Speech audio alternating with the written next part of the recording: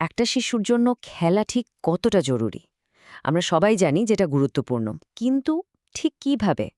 চলুন আজ শৈশবের কিছু মিষ্টি স্মৃতি আর সহজ কিছু ভাবনাকে সাথে নিয়ে এই অসাধারণ জগৎটা একটু ঘুরে দেখি। আচ্ছা, এই ছবিটা দেখে কি ছোটবেলার কথা মনে পড়ে যাচ্ছে? মানে দুটো চেয়ার আর তার উপর একটা কম্বল, ব্যাস, তাতেই কিন্তু তৈরি হয়ে যেত আমাদের নিজেদের একটা দুর্গ কিংবা একটা গোপন আস্তানা। এই যে সাধারণ সব খেলা, এগুলো কিন্তু শুধুই মজার স্মৃতি না, এগুলোই আসলে একটা শিশুর বেড়ে ওঠার জন্য সবচেয়ে শক্তিশালী হাতিয়ারগুলোর একটা। ঠিক তাই, শৈশবের এই যে মধুর স্মৃতিগুলো, এগুলো শুধু মজার ছিল না, এগুলোই ছিল একটা শিশুর সার্বিক বিকাশের মূল ভিত্তি।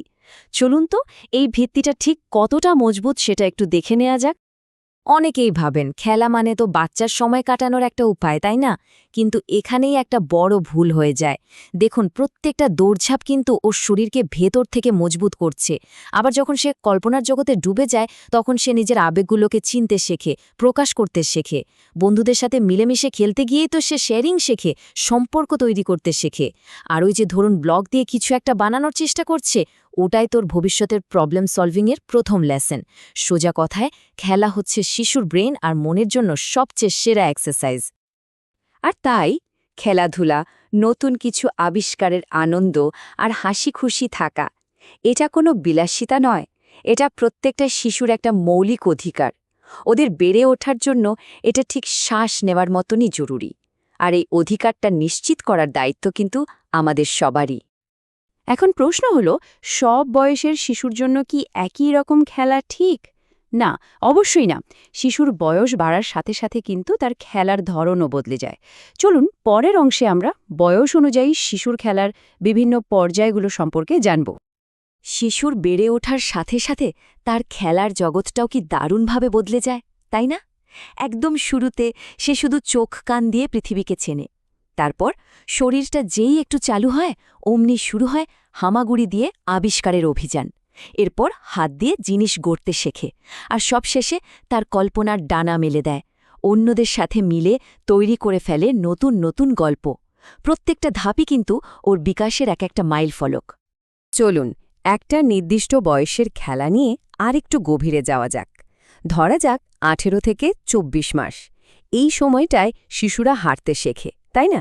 তো ওদের যদি ঠেলে বা টেনে নিয়ে যাওয়ার মতো খেলনা দেওয়া হয়, খুব উপকার হয়।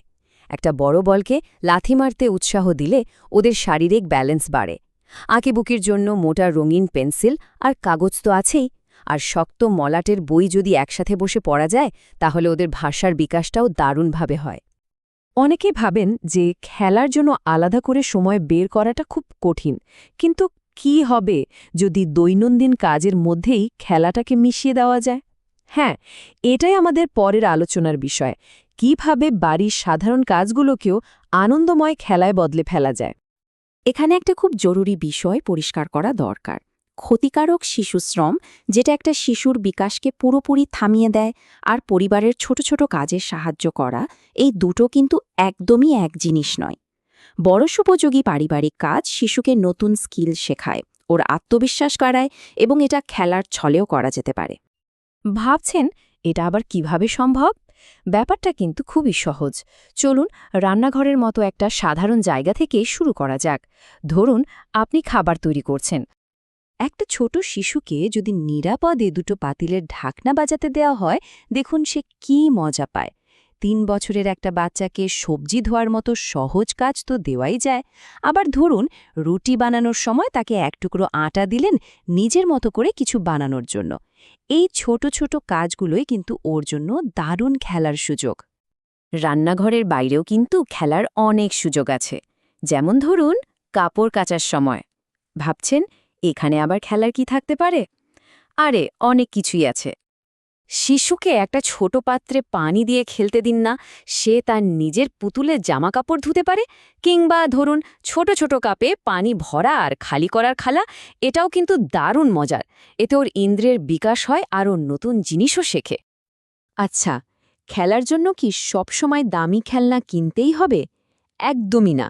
আমাদের চারপাশে থাকা সাধারণ জিনিস দিয়েই কিন্তু অসাধারণ সব খেলনা তৈরি করা সম্ভব। চলুন এবার সেই বিষয়েই একটু কথা বলা যাক। এই প্রশ্নটা কিন্তু আমাদের সবার নিজেকে করা উচিত। আমরা প্রায় ভাবি দামি আর চকচকে খেলনা না দিলে বুঝি বাচ্চার বিকাশটাই আটকে যাবে, কিন্তু আসল সত্যিটা হলো শিশুর সবচেয়ে বড় খেলনা হচ্ছে তার নিজের কল্পনা শক্তি, আর সেই কল্পনা যে কোনো সাধারণ জিনিসকেও অসাধারণ করে তুলতে পারে।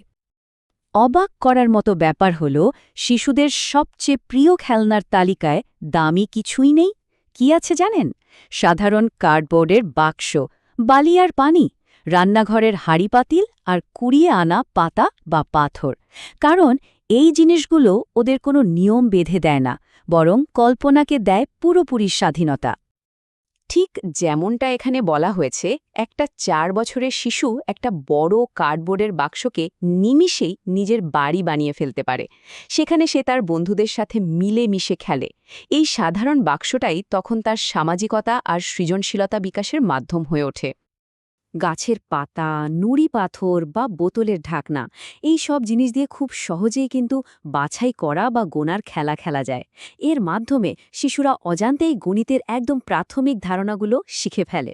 মানে প্রকৃতির মধ্যেই শেখার কত কিছু লুকিয়ে আছে। তাহলে এত সব আলোচনার পর মূল কথাটা কি দাঁড়ালো? খুব সহজ। শিশুকে শুধু খেলার সুযোগটা করে দিতে হবে। দামি খেলনা বা কঠিন নিয়মের থেকেও ওর বেশি প্রয়োজন একটু মুক্ত সময় আর আমাদের একটুখানি উৎসাহ।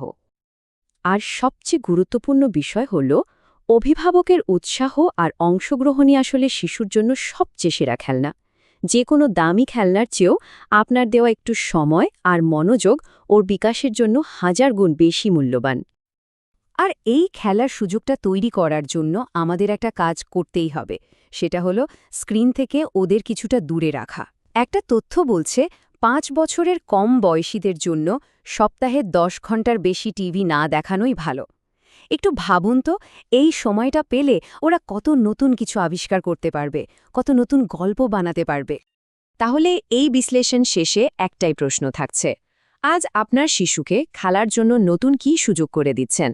উত্তরটা হয়তো আপনার দৈনন্দিন কাজের মধ্যেই লুকিয়ে আছে। একটু খুঁজে দেখলেই পেয়ে যাবেন।